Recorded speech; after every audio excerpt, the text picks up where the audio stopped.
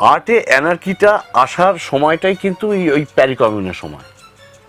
তখন থেকে এই anarchy in art, anarchy and futurism in art, এই কথাটা উঠেছিল। এটা উঠেছিল কোথা থেকে? একটা স্পেসিফিক জায়গা থেকে। আমি এইটা কেন বলছি, কারণ নিশ্চয়ই এর সঙ্গে কিছু রিলেট করতে চাই।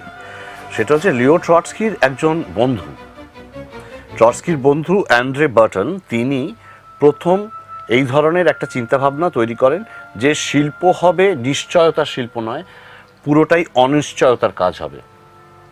অর্থাৎ আমি জানি না কি আঁকবো বলে আঁকাটা শুরু করে দিয়েছি, রঙগুলো লাগাতে লাগাতে একটা কিছু ফরমেশন শুরু হলো, এবং পরবর্তীকালে এই বিশেষ একটা পদ্ধতি মেনে শুধুমাত্র উনি নন, তারপর অনেক শিল্পী, অনেক সারিয়াল শিল্পী, দাদারা এলেন, যারা দাদাইস্ট, এবং তারও পরবর্তীকালে পিওরলি অ্যানার্কিস্ট যারা, তারা এলেন।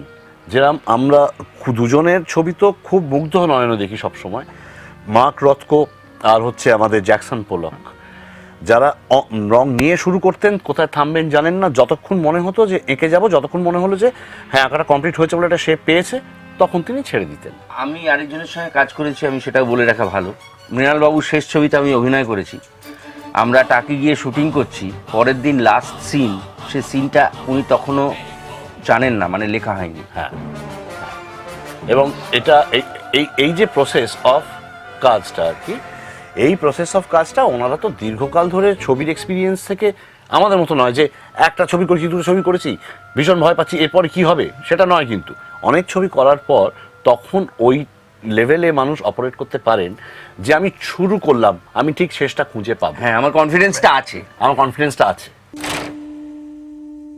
ভাবনার জগতে একদিনও বেইমানি করেছি বল?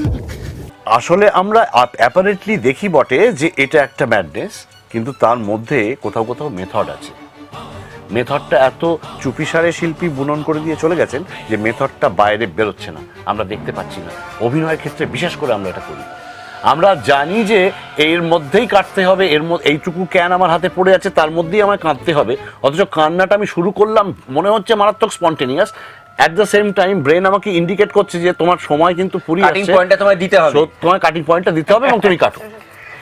এই যে প্রসেসটা কিন্তু সব শিল্পীর মধ্যেই চলে, অল্প বিস্তর। ঋত্বিক বাবুর মধ্যে ভীষণভাবে চলতো, এবং সেটা কিন্তু ব্যতিক্রমী, এবং সেই জায়গাতে ঋত্বিক ঘটক অত্যন্ত ইউনিক। এর সব থেকে বড় এক্সাম্পল, যদিও সেই ছবিটা সবাই দেখার সৌভাগ্য হয় না, সেটা হচ্ছে রামকিঙ্কর বেইজের সঙ্গে ঋত্বিক ঘটকের একটা সাক্ষাৎকারের একটা ডকুমেন্টারি আছে। সেইখানে রামকিঙ্করকে উনি বলছেন যে শিল্প কী। রামকিঙ্কর এই পদ্ধতিতে কাজ করতেন, রবীন্দ্রনাথ থাকাকালীনও করতেন। সেটা হচ্ছে উনি যখন কোনো একটা স্থাপত্য করছেন, তখন এই সিমেন্টগুলো নিয়ে ছুঁড়ে ছুঁড়ে মারতেন। ওই প্রত্যেকটা ছোঁড়া কখনোই পারফেক্ট হতে পারে না, কিন্তু ওই দিয়েই চোখ, নাক, মুখ বার করতেন, এবং ফাইনালি অবয়বটা তৈরি হতো। সেটা হতে পারে এই যে বিষয়ের আলোচনাটা হলো, এটার একদম মানে সবচেয়ে প্রকৃষ্ট উদাহরণ আর কি।